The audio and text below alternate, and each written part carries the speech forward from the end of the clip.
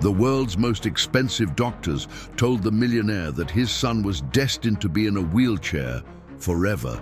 Desperate, he hired a simple cleaning lady to help with household care, with no hope of improvement. One day, he came home early and the scene he saw made him panic. The cleaning lady was over his son, inserting needles into his legs that didn't move. The father went into shock, thinking the woman was torturing the boy, and rushed to stop her. But before he could scream, his son looked at him, smiled, and did the one thing all the specialists said was impossible. Arthur Blackwood ruled an empire built on the speed of light.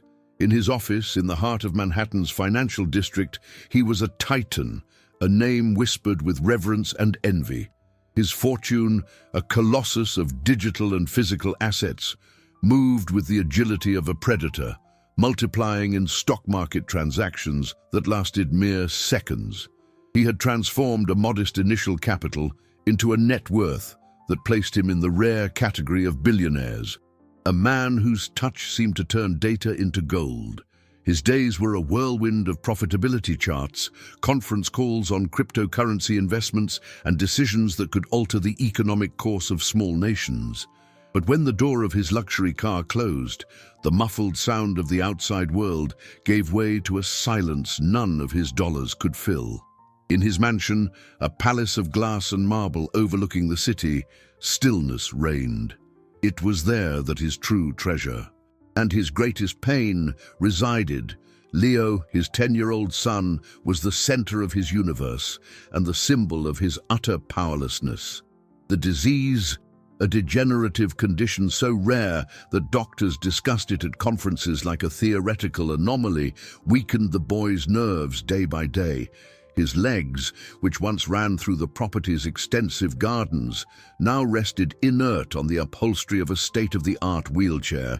It was the best money could buy, but to Arthur, the device was a throne of despair.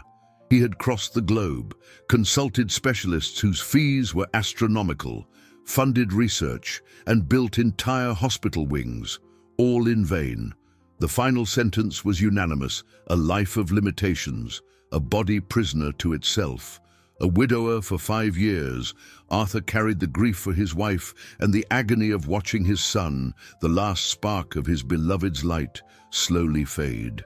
The house, once a home, had become a sanctuary of sorrow, managed with clinical precision by Agnes, the head nurse, a pragmatic and skeptical middle-aged woman. Agnes was the personification of a science that had given up.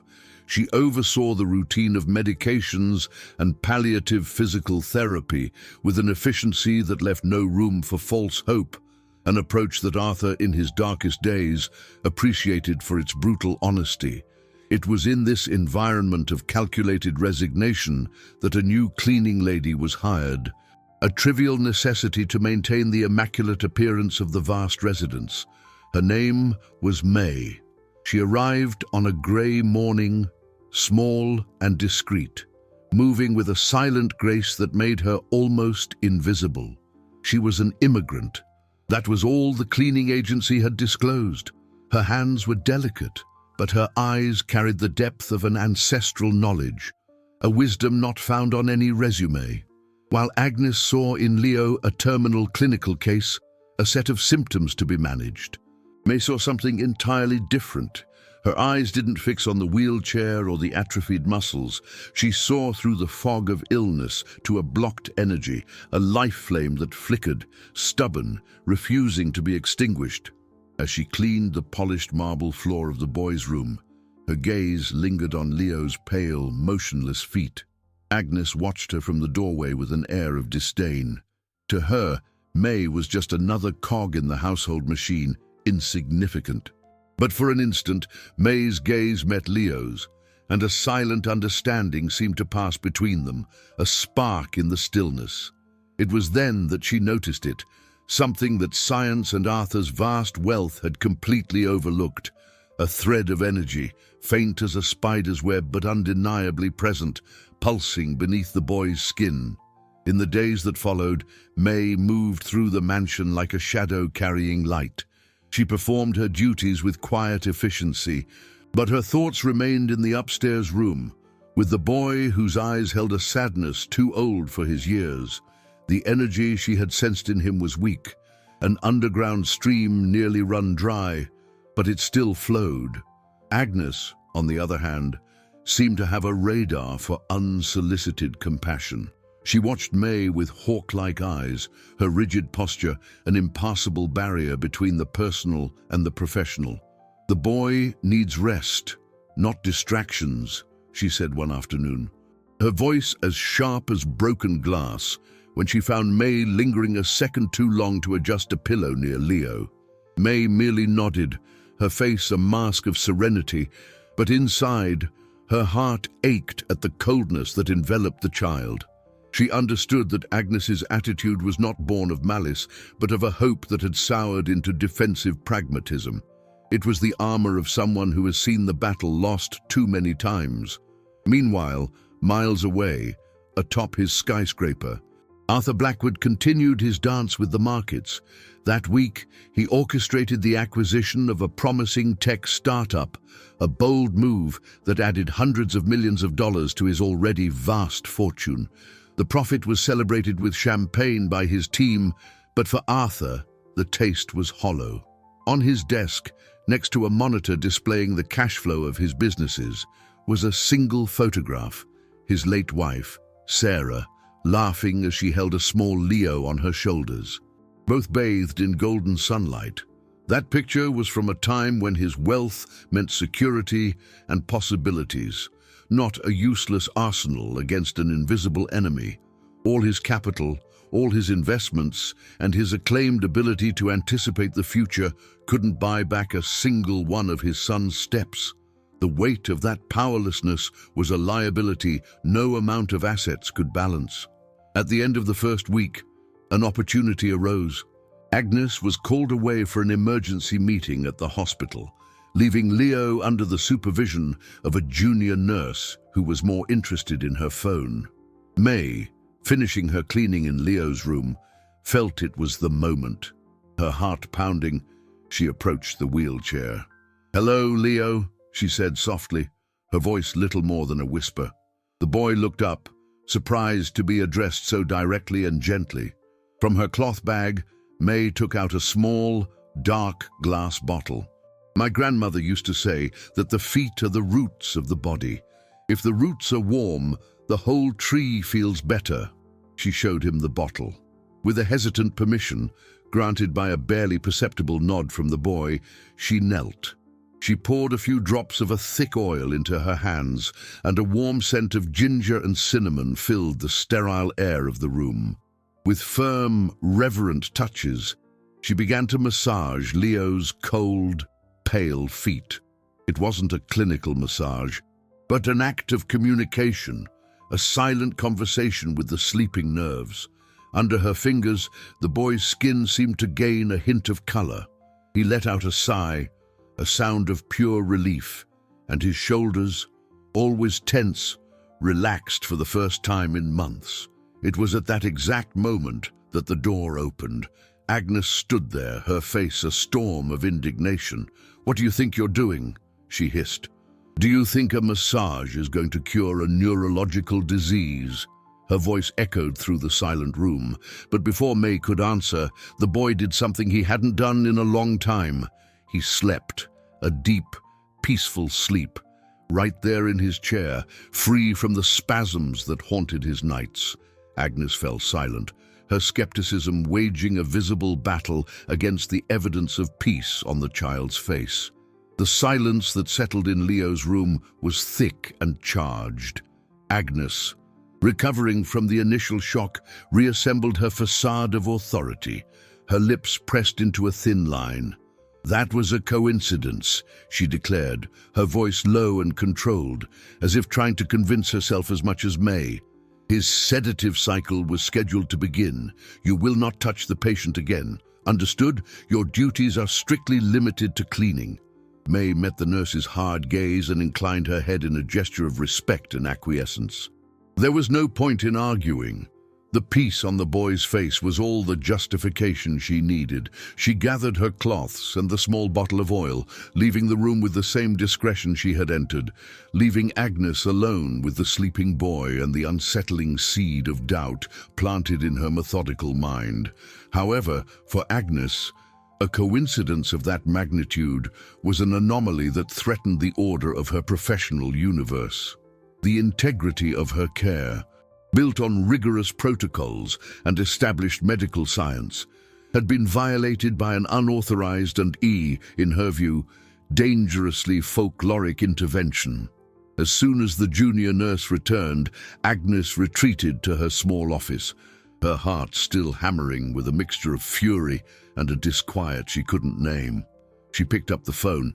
It was her duty to inform Mr. Blackwood of the protocol breach. She rehearsed the words, focusing on the transgression. "Mr. Blackwood," she began when he answered, her voice exuding the controlled urgency he expected from her. "I need to report an incident. The new cleaning lady. She took the liberty of performing an unauthorized procedure on Leo." On the other end of the line, at the pinnacle of his financial empire, Arthur felt a wave of ice shoot through his veins. Procedure. The word conjured images of medical error, of harm. His mind, trained to assess risk in fractions of a second, calculated the worst-case scenario: an unqualified woman, a complete stranger, interfering with the delicate balance of his son's care. The liability was his. "What did she do?" he asked, his voice dangerously calm, the calm that preceded his most ruthless business decisions. "She was massaging his feet with some kind of aromatic oil," Agnes replied, the word massage delivered with as much disdain as she could muster. Arthur's anger surged. It was an unacceptable violation, a recklessness he could not tolerate. The decision was instant. May would be fired. He was about to give the order when Agnes added, like an irritated footnote, "The coincidence is that he fell into a deep sleep right after. We haven't had the usual nightly spasms." The sentence hung in the air. Spasms. Arthur knew the spasms well. They were thieves that stole Leo's sleep, leaving him exhausted and pale by morning. He'd invested a fortune in sleep specialists and articulated beds, an investment with zero return. And now, a simple massage with oils. Arthur's logic, the man who trusted in data and tangible results, short-circuited. On one hand, there was the risk, the breach of protocol. On the other, there was a result, a small but significant dividend of peace in a sea of suffering. The dissonance paralyzed him. "Don't fire her yet," he said, surprising himself. "But she is forbidden from going near Leo. I'm coming home early. I want to see for myself." He ended the call, his mind a whirlwind. For the first time in years, an event didn't fit on his predictive spreadsheets. He left his office, leaving a multi-million-dollar deal in progress, driven by a force older and more powerful than any financial ambition: hope, fragile and terrifying. He arrived home in record time and went up the stairs silently, his heart heavy with expectation. As he approached Leo's room, he stopped outside the door. It was ajar, and from within he heard his son's voice, clearer than he had heard it in months, saying a single word that made him freeze. "Again." Arthur stood paralyzed in the hallway, his hand hovering over the doorknob. The word "again," spoken with a clarity he hadn't heard in months, echoed in his mind. It was a request, a desire, a spark of will in a world that had shrunk to passive acceptance. His first instinct, that of the protective father and the decisive executive, was to storm into the room and put an end to whatever interaction was happening, to reassert the rules. But his son's voice stopped him. It had a quality to it, a lightness that he had desperately missed. He took a step back, remaining in the shadow of the hall, becoming an observer in his own home. From his vantage point, he could see only a fragment of the scene: Leo's still legs extended on the couch and the small figure of May kneeling on the floor beside him. She wasn't massaging his feet. She was just talking, her voice low and melodic, a gentle stream of words in her native tongue. She gestured with her hands, not to touch, but to describe, to paint pictures in the air. Leo was listening, his face turned toward her, his attention utterly captive. Agnes was nowhere in sight, likely busy elsewhere in the house. Trusting that her orders had been sufficient, Arthur realized the ban hadn't stopped May, only made her more subtle. She was no longer touching his son, but she was reaching him in another way, through stories, through her calming presence. A part of him, the part that managed a high-risk investment portfolio, knew this was a transgression. But the other part, the father who would give his entire fortune for a glimpse of happiness in his son's eyes, saw something different. He saw a connection. In the following days, Arthur adopted a new routine. He came home earlier, dismissing meetings and postponing decisions on acquisitions and asset allocation. He moved quietly through the house, observing from a distance. He saw how Leo seemed to wait for May's arrival. He saw how the boy, who barely spoke to his nurses or tutors, asked her questions in short-ish, hesitant sentences. The barrier of apathy around Leo was beginning to crack. Agnes noticed too. She watched their interaction with restrained disapproval, her presence a cloud of skepticism hanging over the scenes. She reported faithfully to Arthur, "The cleaner is talking to him again. It's distracting him from his physical therapy." But her reports began to include, reluctantly, small observations. His stress levels seem lower. His heart rate is more stable during his rest periods. One afternoon, Arthur was in his home office, trying to focus on a report about the volatility of the gold market, when he heard a laugh. It wasn't a loud laugh, but a genuine sound of joy coming from Leo's room. He set the papers aside and went to the door, peeking through the crack. May was sitting on the floor, showing Leo how to make an origami bird.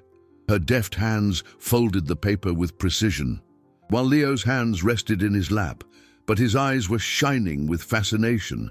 When she finished, she blew gently on the paper bird, making it fly onto Leo's lap, and the boy laughed. Arthur felt a tightness in his chest, an emotion so overwhelming it left him breathless.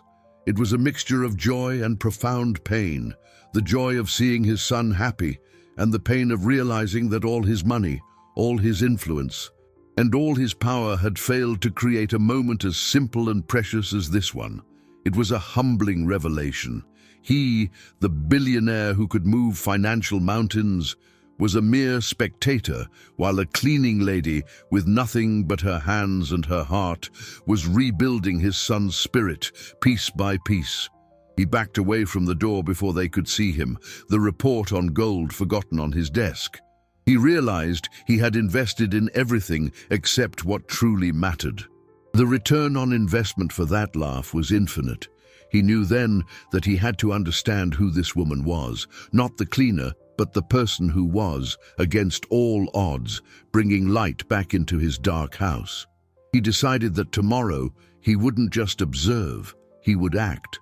The next day, Arthur Blackwood moved the pieces of his day with the precision of a chess master. He cancelled his afternoon meetings under the pretext of an urgent portfolio analysis, an excuse no one in his office would dare question. His real intention, however, was to create the perfect opportunity. He needed to speak with May, away from Agnes's watchful eyes and the formal environment his position imposed. He waited until the end of the day, when the setting sun painted the sky orange and pink, and the house settled into a soft quiet. He found her in the kitchen, putting away her cleaning supplies, preparing to leave. For a moment, he just watched her. She moved with an economy of motion that bordered on art, each action deliberate and serene. There was nothing about her that suggested the strength he had witnessed, the ability to reach his son where science and a fortune in dollars had failed. "Miss May," he said, his voice softer than he'd intended. She turned, without surprise, and met his eyes. There was a calm in them that disarmed him. "I wanted to thank you," he continued. feeling strangely clumsy, for the paper bird, and for the laugh. I haven't heard my son laugh like that in a very long time. A slight smile touched May's lips. The joy is still inside him, sir. It was just sleeping. Arthur took a step forward, the impenetrable billionaire's veneer cracking to reveal the vulnerable father beneath. I have spent an amount of money most people can't comprehend. I've built an inheritance for him he may never be able to manage. My net worth grows every second, but I couldn't buy a single smile. And you, with a piece of paper. He let the sentence die, the truth within it too heavy to fully articulate. May looked at her own hands, then back at him. Sometimes the most valuable things have no price, she said simply. Leo's body is not broken. His energy, his life force, is blocked. It's like a dammed river.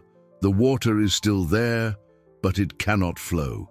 The metaphor was simple, almost childlike, but it resonated with Arthur with the force of a revelation. He had spent years listening to complex diagnoses, to neurological jargon about myelin sheaths and synaptic signals. No one had ever spoken of his son's life force. "What did you do?" he asked, the question that had been haunting him. "The massage, what was that?" "It was to warm the roots," she answered. "To remind the river that the path still exists." Arthur felt a surge of something he hadn't felt in a long time. Not the desperate hope that drove him to fund yet another fruitless study, but a spark of genuine faith. He looked at this woman, whose only wealth seemed to be the wisdom in her eyes, and he made a decision that went against every piece of logic that had made him a successful man. It was the biggest, riskiest investment of his life, with no guaranteed return, only the potential for an incalculable dividend. "I want you to help him," he said, his voice firm now, the decision made. "Not as a cleaner. I want you to do whatever it takes. Use your oils, your stories, whatever it is you do. I'll pay you anything." May watched him for a long moment, her face unreadable, but her eyes searching his for sincerity. She seemed about to answer, to open the door to a world he could barely imagine, when a third voice cut through the kitchen air, cold and sharp as a scalpel. "Pay her to do what exactly, Mr. Blackwood?" Agnes stood in the doorway, her face a mask of frozen disapproval, her eyes fixed on May with a silent, searing accusation. Agnes's presence in the kitchen was like a sudden drop in temperature. The air, once charged with the promise of a new possibility, became tense and heavy. The nurse's gaze was a mixture of triumph and defiance. She had found the proof she was looking for. The cleaner was, in fact, trying to manipulate her employer, insinuating herself into a role for which she had absolutely no qualifications. For Agnes, this wasn't just a breach of protocol. It was an affront to her entire profession, to the evidence-based medicine she practiced with an almost religious devotion. She saw May not as a healer, but as a charlatan, preying on the vulnerability of a desperate father. Arthur, in turn, felt a surge of irritation. He was not accustomed to having his decisions questioned, least of all in his own home. He was the head of an empire, a man whose intellectual capital was as vast as his financial capital. "Agnes, this is a private conversation," he said, his voice low but with an edge of steel he rarely used outside the boardroom. Agnes, however, did not back down. Her loyalty to Leo, or perhaps to her own version of what was best for him, overrode her deference to the man who signed her paychecks. "With all due respect, sir, when it comes to Leo's health, there are no private conversations," she retorted, her chin high. "This woman has no medical training. What she is proposing is, at best, useless, and at worst, dangerous. You are placing your son's hope in the hands of superstition." Agnes's words, though harsh, struck a nerve in Arthur. Logic, reason, the tangible world of facts and figures upon which he had built his fortune, all of it was on her side. He was about to invest his trust in something that couldn't be quantified, that didn't appear on any risk analysis report. May remained silent during the exchange, observing them both. She didn't look offended or intimidated. There was a quiet dignity to her posture, as if the storm around her were merely a passing weather phenomenon. It was this calm that made Arthur hesitate to agree with Agnes. He turned to May. "Can you help my son?" he asked directly, the question hanging in the air like a challenge. Before May could answer, Agnes interjected again. "Of course she'll say yes.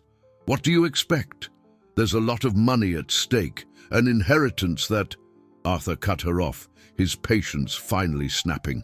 "That's enough, Agnes. The decision is mine." He turned back to May, his eyes pleading. "Please, I need to know." May finally spoke, her voice soft but clear, cutting through the tension. "I cannot promise a cure, sir. No one can. The illness is in his body, but the will to fight, the energy to heal oneself, that comes from the soul. I can help awaken that energy. I can help show the river the way back to the sea." It wasn't the answer Arthur wanted, the guarantee of success he demanded in his business dealings. There were no profit projections, no timeline for return on investment. It was a promise of effort, not outcome. It was uncertain, illogical, and terrifying. Yet, it held more truth and more hope than the definitive sentences of the specialists. He looked from Agnes, the personification of resigned science, to May, the face of ancestral wisdom. Two opposing forces, two worldviews colliding in his kitchen. He knew the choice he made in that moment would define not only his son's future, but his own. He took a deep breath, the decision solidifying in his chest. "Agnes, I appreciate your concern and your years of service," he said formally. "But as of tomorrow, Miss May will begin a complimentary treatment with Leo under my full authority." Agnes's face went pale, a mixture of shock and fury. "If you do this," she said, her voice trembling, "I cannot be responsible. I resign." The ultimatum hung in the air, an emotional grenade ready to detonate. Agnes's ultimatum echoed in the silent kitchen, a line drawn in the sand. For Arthur, it was an unexpected blow. Agnes had been a constant in his chaotic life since Leo's diagnosis. She was the structure, the routine, the rock of pragmatism in a sea of emotional uncertainty. Losing her expertise and her familiar presence was a significant liability, a complication he hadn't anticipated. His mind, trained for high-stakes negotiations, quickly assessed the situation. He could concede, appease Agnes, maintain the safe, desperate status quo, or he could push forward with the most irrational, intuitive bet of his life. He looked at May, who still stood serenely, like the calm center of a hurricane. Then he looked toward the doorway, picturing his son in the room upstairs, trapped in his stillness. The decision, in the end, wasn't about business or logic. It was about the laugh he had heard that afternoon. "I understand your position, Agnes," Arthur said, his voice calm, but with a finality that closed off any possibility of negotiation. "I'm sorry to lose you. Please have your resignation letter sent to my office. We will arrange for your severance." The shock on Agnes's face was profound. She had expected an argument, a reassessment, perhaps even a retraction. She had not expected such swift, decisive acceptance. Her threat, her final card, had been called without a moment's hesitation. For a moment, she looked as if she might say something more, to fight. But the look on Arthur's face stopped her. She saw that he was no longer operating in her world, the world of medicine and protocols. He had crossed a border. With a stiff nod and one last look of utter disdain for May, Agnes turned and left, her firm steps on the marble marking the end of an era in the Blackwood home. A strange silence descended on the kitchen. Arthur felt a mix of panic and liberation. He had burned a major bridge, betting everything on an unknown path. He turned to May, the weight of his decision suddenly hitting him. She was right about one thing. he said, his voice a little hoarse. "I know nothing about you." May looked at him, her eyes deep and understanding. "What do you need to know, sir?" she asked. And so, that night, in the brightly lit kitchen, as Arthur's business world slept, he listened. He heard about a line of healers in a small village in the mountains of China, about a wisdom passed from mother to daughter, of touch and intuition. She didn't speak of degrees or certifications, but of energy, of qi, the life force that flows through all living things. She spoke of the body not as a machine of flesh and bone, but as a garden that needs balance to flourish. The next day, Arthur arrived home earlier than ever. Agnes's absence was palpable, a void in the house's routine. He felt a knot of anxiety in his stomach. Had he made a terrible mistake, trading proven competence for a poetic fantasy? His heart pounded as he climbed the stairs, a cold fear spreading through his chest. He pushed open the door to Leo's room, his throat dry, expecting the worst, perhaps an adverse reaction, a seizure, proof that his gamble had failed catastrophically. He heard a strange sound from within the room, a low, rhythmic humming. He rushed inside, panic seizing him. The scene that met his eyes paralyzed him. May was kneeling beside Leo, who was lying on a mat on the floor, and she was sticking thin, golden needles into his motionless legs. The afternoon sunlight caught the needles, making them glint. To Arthur's Western mind, the image was medieval, barbaric.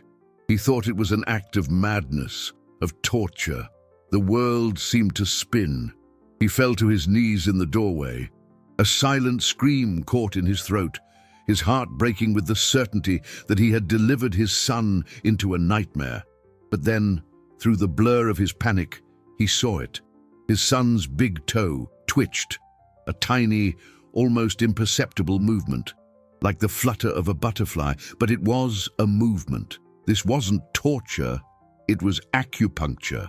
The movement was so small, so fleeting, that Arthur wondered if he had imagined it. He remained on his knees, the air trapped in his lungs, his eyes fixed on his son's foot. The cry of panic that had formed in his throat died, replaced by a dumbstruck awe. He looked at Leo's face. The boy wasn't in pain. On the contrary, his expression was one of deep concentration. His eyes closed, his breathing calm and even. He seemed to be in a state of meditation, not agony. Then it happened again. The same toe, the hallux, contracted visibly. This time, there was no doubt. It was a voluntary movement, a signal sent from Leo's brain that had somehow, miraculously, found its way through the damaged network of his nerves. Arthur felt tears well in his eyes, hot and sudden. They weren't the tears of despair he knew so well, but tears of a shock so profound, of a hope so overwhelming. They felt like they were breaking something open inside him. May, sensing his presence, turned her head slowly. Her face was calm, but her eyes shone with a soft intensity. She said nothing, just tilted her head toward Leo's foot, inviting him to witness the silent miracle unfolding. Arthur crawled closer, his heart hammering. He reached out a hand, but stopped it in midair, afraid to break the spell. He looked at the golden needles, now not as instruments of torture, but as conductors of life, tiny keys opening locks that the greatest minds in neurology had declared permanently seized. The humming he had heard was May, chanting a soft lullaby in her native tongue, a melody that seemed to vibrate with the needles themselves. After what felt like an eternity, May began to remove the needles one by one, with the same care and reverence with which she had inserted them. She cleansed Leo's skin with a cotton ball, soaked in an herbal infusion whose scent filled the room. Leo let out a long sigh and opened his eyes. He looked tired, but there was a light in them Arthur hadn't seen in years. "Dad," he said, his voice sleepy. I felt a tingle. The word tingle hit Arthur with the force of a record-breaking earnings report. Tingling meant sensation. Sensation meant connection. It was the first piece of good news he'd received about his son's nervous system since the illness began. Later that night, after Leo had fallen asleep, a deeper, more peaceful sleep than usual, Arthur found May in the library. The room, with its walls lined with books on finance, economics, and the history of great business empires, suddenly felt inadequate for the conversation he needed to have. He, the master of the corporate interrogation, didn't know where to begin. "What was that?" he finally managed to ask, his voice still shaky.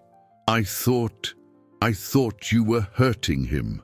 May was sitting in a leather armchair, looking small and out of place amidst so much opulence and power. "I would never hurt Leo," she said softly.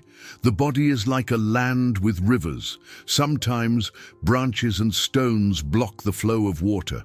The needles are like a gardener's hands. They do not force the river. They just remove the blockages so the water can find its own way again. The movement you saw, that was the first drop of water passing a dam." Arthur sank into the opposite armchair, his mind reeling. Agnes said it was superstition. The doctors said it was impossible. They showed me scans, MRIs. They said the nerves were dead. "The maps your doctors use are very good, but they only show the land," May replied. "They don't show the wind or the rain or the sun. They don't show the life force that makes the seeds grow. Western science sees the body. Eastern wisdom sees the energy that moves the body." The simplicity of her words was both comforting and profoundly unsettling to Arthur's worldview. He had built his life on verifiable facts and measurable data. Now he was faced with the possibility that the greatest asset in his life, his son's health, depended on something as ethereal and unmeasurable as the energy of a river.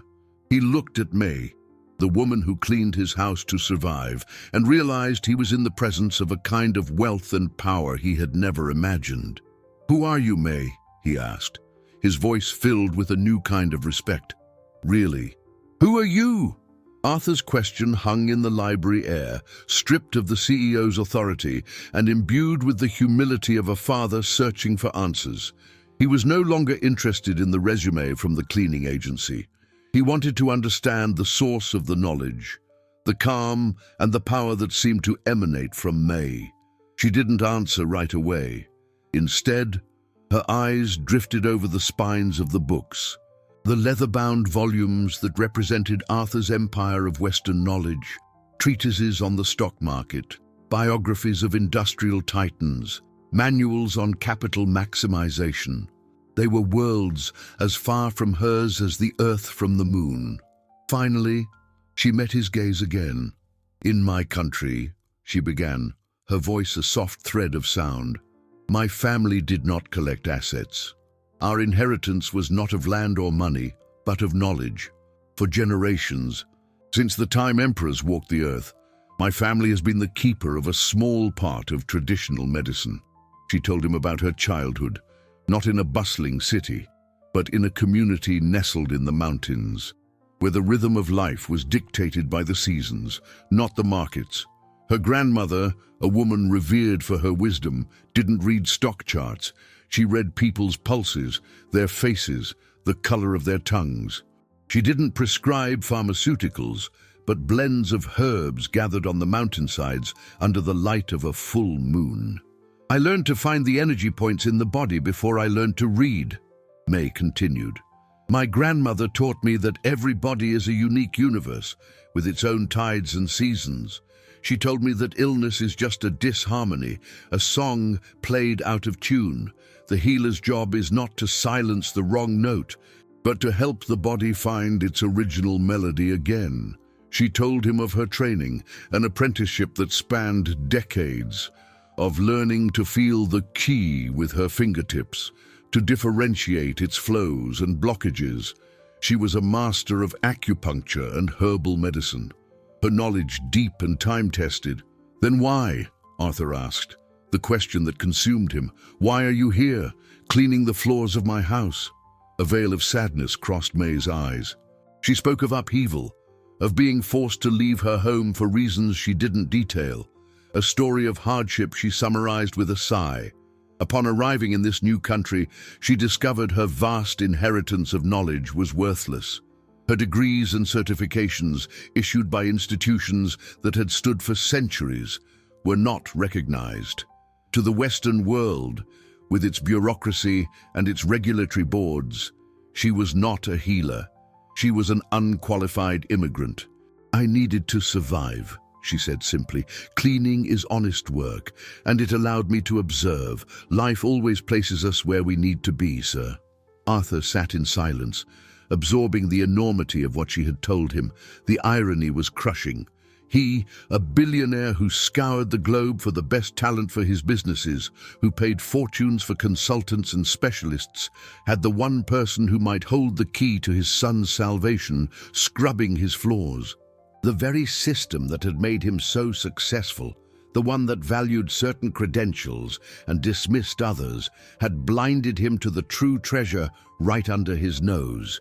He felt a wave of shame, followed by a surge of anger at the injustice of it. That's not right," he said, getting up and beginning to pace the room. "All of that knowledge, to be wasted." He stopped in front of her, a new determination in his eyes. The mind that restructured corporations and optimized cash flow now focused on a new problem. "That's going to change," he declared. "As of this moment, you are no longer an employee. You are a partner, a consultant. We'll formalize it. We'll create a structure. You'll have everything you need." But May shook her head softly. "Thank you, sir, but I do not need a business structure. I only need your trust and permission to continue helping Leo find his melody." Her refusal to monetize her gift, to fit it into Arthur's familiar boxes, threw him off balance again. He realized the journey he was beginning wasn't just about healing his son. It was about deconstructing everything he thought he knew about value, wealth, and power. The real healing, he was beginning to understand, needed to happen not just in Leo's legs, but in his own soul.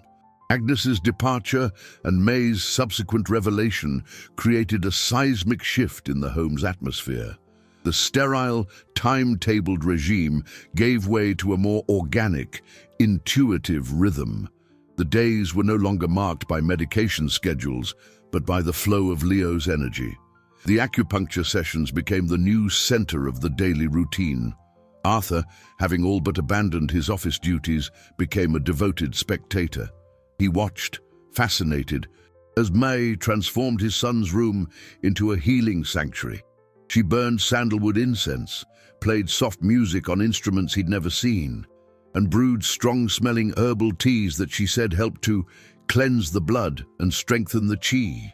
At first, the transformation was subtle, almost imperceptible to an untrained eye. But Arthur, whose career was built on detecting minute market fluctuations, learned to see the signs. He noticed the improvement in Leo's skin tone. From a lifeless pale to a healthier, pinkish hue, the dark circles under his eyes began to fade. He started to gain a little weight, and his muscles, once flaccid, seemed to have a new, albeit minimal tone. And most importantly, the light in his eyes was brighter. He started asking more questions, taking an interest in his books and games again. The fog of apathy that had enveloped him was lifting, revealing the curious, intelligent boy the illness had hidden. One afternoon, about 3 weeks after May's treatment began, Arthur walked into the room to find Leo lying on his stomach on the mat. Something conventional physical therapy discouraged due to the difficulty of repositioning him. May was sitting beside him, applying gentle pressure with her thumbs to points along his spine. Leo was laughing. "What's so funny?" Arthur asked, a smile forming on his own face. "May's telling me the story of the Monkey King," Leo said, breathless from laughing. "He's so mischievous." Arthur sat on the floor beside them, an action that would have been unthinkable a few weeks prior.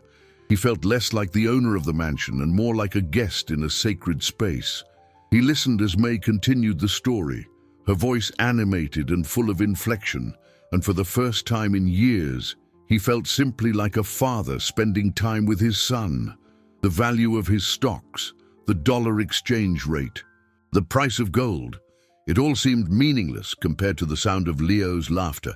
However, the outside world did not completely disappear. Leo's neurologist, Dr. Evans, an eminent man in his field, called to schedule the routine quarterly appointment. Arthur felt a chill run down his spine. How would he explain what was happening in his home? How would he justify abandoning conventional treatment in favor of needles and stories about a monkey king? The prospect of facing the medical establishment's skepticism and judgment was daunting. He considered cancelling the appointment, postponing the confrontation, but then he looked at Leo, who was now trying, with tremendous effort, to push his torso up with his arms, an exercise May was encouraging.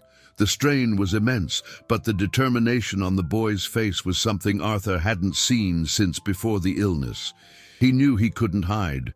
If there was real improvement, however small, it needed to be documented, understood, and if there wasn't, if this was all a product of his desperate hope, he needed to know that, too. The decision filled him with both dread and a strange sense of purpose. He had spent years using his wealth to bring the best of science to his son. Now, he would do something far more radical. He would bring May's ancient wisdom into the heart of the temple of Western science. "May," he said that evening after Leo was asleep. "Next week, Leo has an appointment with his neurologist. I want you to come with us." May looked at him, her eyes calm yet perceptive. She seemed to understand everything he wasn't saying. The fear, the challenge, the monumental gamble. "It would be an honor," she said simply, without a trace of hesitation in her voice. Arthur realized the real battle wouldn't be fought in Leo's legs, but in a sterile examination room where two worlds were about to collide. The week leading up to the appointment was fraught with a palpable tension. For Arthur, it felt like the eve of a major corporate merger, where the outcome was uncertain and the stakes were existential. He spent his nights researching medical journals, trying to find a language that could bridge the gap between what he saw happening in his home and what Dr. Evans would understand. He read about neuroplasticity, the mind-body connection, desperately seeking a scientific hook on which to hang May's magic. But the articles were cold and clinical, and they failed to capture the essence of what was happening. His son's laughter, the brightness in his eyes, the tingling in his feet. He realized he couldn't win this battle on the field of science. He would have to fight it on the field of truth, his truth as a father. May, on the other hand, remained an oasis of calm. She continued her work with Leo, with no change in her routine or demeanor. She seemed completely unperturbed by the prospect of facing one of the world's top neurologists. Her confidence didn't come from published papers or academic acclaim, but from a much deeper source, the certainty of her knowledge and the evidence she saw in her patient every day. The truth does not need a defense. "Sir," she told Arthur one evening when she found him pacing the library, "it simply is. The doctor will see." On the day of the appointment, the atmosphere in the car was silent. Leo, seated in his wheelchair in the adapted vehicle, seemed to sense the importance of the occasion. He was quiet but not anxious. There was a new resilience about him. Arthur, however, felt his heart hammering against his ribs. He was used to walking into any room as the most powerful person, the man whose net worth and influence spoke before he even opened his mouth. Today, he felt small and vulnerable, a defender of a cause the world would consider heresy. May sat beside him, her hands resting calmly in her lap, her gaze fixed on the passing scenery, as if she were on her way to a simple walk in the park. The hospital was a monument to modern medicine, glass, steel, and the omnipresent smell of antiseptic. This was Agnes's world, Dr. Evans's world. As they entered the examination room, Dr. Evans greeted them with a professional smile, but his eyes betrayed a flicker of surprise at seeing May. He was a middle-aged man with graying hair and an air of gentle authority that came from years of handling difficult cases. "Arthur, good to see you," he said, shaking Arthur's hand. "And this must be Leo. You're looking well today, son." He then glanced at May, an eyebrow raised in a silent question. "Dr. Evans." "This is Miss May," Arthur said, his voice steadier than he felt. "She has been working with Leo. She's a wellness specialist." The consultation began as usual. Dr. Evans performed the standard series of neurological tests, checking reflexes, muscle tone, and sensory response. Arthur held his breath with every tap, every reflex hammer. At first, the doctor's face remained impassive, professional, but then he got to Leo's feet. He took a pointed instrument and ran it gently along the sole of the boy's foot, a test known as the Babinski reflex. Normally, in Leo, there was no reaction at all. But this time, Leo's toes curled downward, a subtle but neurologically significant response. Dr. Evans frowned. He repeated the test, the same reaction. "That's," he began, pausing to find the right word, "unexpected." He looked from Leo to Arthur, and then to May. The armor of professional skepticism began to show its first cracks. "What exactly?" he asked, his tone shifting from paternal to intensely curious. "Have you been doing?" The moment of truth had arrived, not with a bang, but with the quiet that followed Dr. Evans's question. Arthur felt the weight of the gazes in the room. The doctor, a pillar of scientific logic, stood before him, his brow furrowed in a mixture of perplexity and genuine curiosity. Leo watched it all with an attention that belied his age, as if he understood his future was being debated in that very instant. It was Arthur who broke the silence. He took a deep breath, abandoning all attempts to use medical jargon. He spoke from the heart, describing not processes but results. He spoke of the laughter, the improved sleep, the end of the spasms, the tingling, and finally, the almost imperceptible movement of the toe. He told the story of Agnes's resignation and the gamble he had taken, not on a new treatment, but on a new philosophy of healing. As Arthur spoke, Dr. Evans listened, his eyes moving from father to son, and then to the silent woman at the center of it all. When Arthur finished, the doctor leaned back in his chair, his fingers steepled on his desk. He didn't look angry or dismissive, as Arthur had feared. He looked intrigued. "Acupuncture," he said, more to himself than to them. "The Western medical literature is ambiguous, at best, on its efficacy in degenerative conditions. Most studies are inconclusive." He turned directly to May. "Do you understand the pathophysiology of Leo's condition, the progressive demyelination of the motor neurons?" May met his gaze with unshakable calm. "I understand his energy is weak and blocked," she replied, her voice soft but firm. "I do not treat the name of the disease, doctor. I treat the boy, I listen to his body, and I help it remember the path to healing." The answer was so fundamentally different from the language Dr. Evans used that, for a moment, communication seemed impossible. Two belief systems, two cosmologies face to face. But then, Dr. Evans did something that surprised everyone. He stood, walked around his desk, and knelt beside Leo's wheelchair, on the same level as May. He took Leo's foot in his own trained hands, his fingers gently probing the muscles and tendons. He looked up at the boy's face. "Leo," he said gently, "what do you feel when Ms. May works with you?" Leo glanced at May, then back to the doctor. "It gets warm," he said, "and itchy, like ants are walking inside." Dr. Evans looked up at Arthur, and for the first time, Arthur saw not skepticism, but wonder.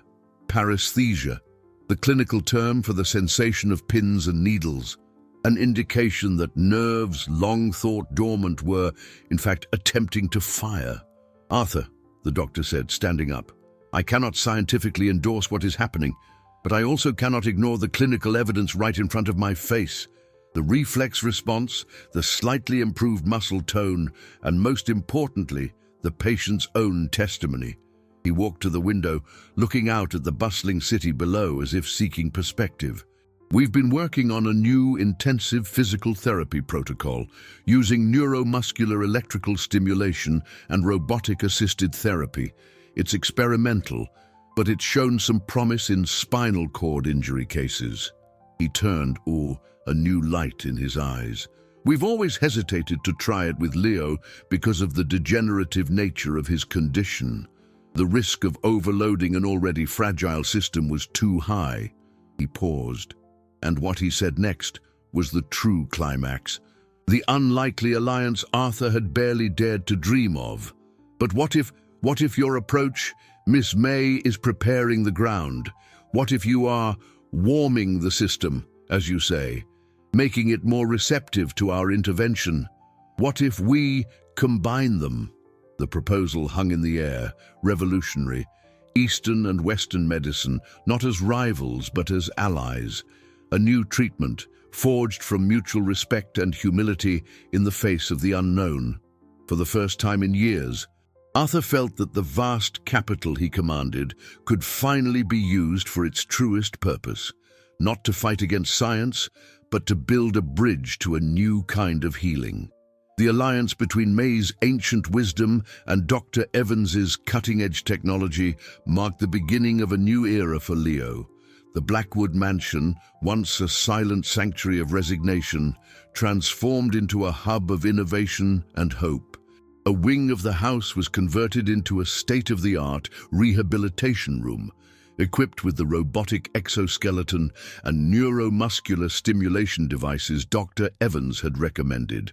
The investment was colossal, a dollar amount that could have funded a small biotech startup, but to Arthur, it was the best use of his capital in his entire life. Leo's daily routine became a carefully orchestrated symphony. Mornings were for May. She prepared his body and mind with acupuncture, deep tissue massage using herbal oils, and breathing exercises she said helped circulate his qi. In the afternoons, Dr. Evans's team of physical therapists would arrive. They would guide Leo through intensive sessions with the aid of technology, the motors of the exoskeleton whirring as they gently moved his legs in walking patterns, the electrodes sending small currents to awaken the sleeping muscles. Arthur watched it all, no longer a passive bystander but an active participant. He learned from May how to identify pressure points and brew the herbal teas. He learned from the therapists how to operate the basic equipment, helping to strap Leo in and monitor the readouts. He had all but abandoned his former role at his financial empire, delegating day-to-day operations to his trusted team. His focus was now on a single asset, a single investment of incalculable value: his son's recovery. The cash flow he monitored was not that of his companies, but the flow of Leo's energy and progress. The months passed, turning autumn to winter, and then to spring. The progress was slow, measured in millimeters, not miles. There were days of frustration and exhaustion, days when the mountain seemed too steep to climb. But there was never again despair. The most profound transformation, however, was not just physical. It was the dynamic that formed between Arthur and May. They became partners, not just in Leo's healing, but in a journey of mutual discovery. Arthur, the man of logic and facts, found himself fascinated by May's worldview, her connection to nature, and her deep serenity. He began to see the world not just as a market to be conquered, but as an interconnected system of energies. May, in turn, began to open up, sharing more about her life, her joys, and the sorrows that had brought her so far from home. In their quiet evening conversations after Leo was asleep, they found common ground. He told her about the thrill of closing a major deal, the adrenaline of the trading floor. She told him about the joy of seeing a rare plant bloom, the peace of meditating at sunrise. He taught her about the world of assets and liabilities. She taught him about the balance of yin and yang. A deep, tender affection grew between them. born of mutual respect and a shared purpose. One day, late in the spring, Arthur was in his home office, reviewing a report on the dividends from one of his funds, when he heard a sound from the hallway. It was a sound he hadn't heard inside his house in over 5 years. A rhythmic, shuffling, yet unmistakable sound. The sound of footsteps, slow, hesitant, supported by the metallic click of a walker, but they were footsteps. He froze. The report slipping from his hands, his heart seemed to stop, then race. He rose slowly, afraid that the slightest movement might shatter what was happening. He walked to the door and looked into the hall, and then he saw him, his son, Leo, standing, on his own 2 feet, his hands gripping a walker for support. He was taking one step and then another, moving toward him.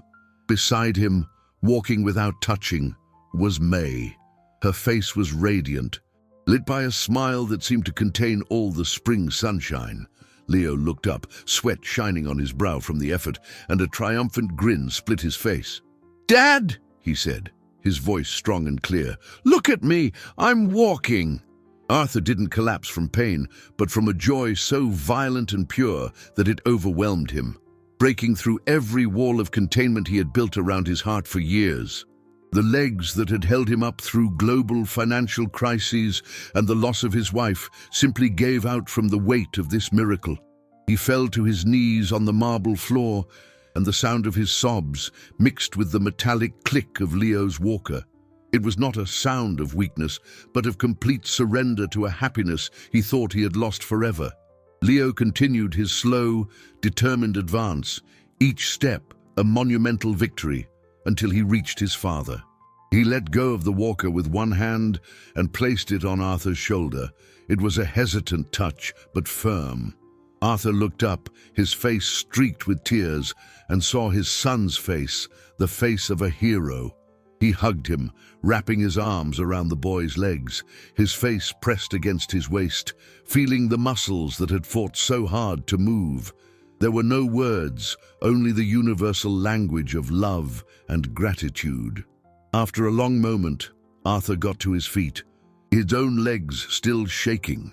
His eyes met May's, who was watching the scene with an emotional serenity. In that instant, the final piece of his heart's puzzle clicked into place. He saw everything with a blinding clarity. The scene that had made him collapse weeks ago, the sight of the needles in his son, had not been the beginning of a nightmare, but the end of one. May had not only reawakened Leo's nerves, she had resurrected the soul of his house and his own. He had fallen in love, not with the cleaner who washed his floors, but with the healer who had polished his spirit.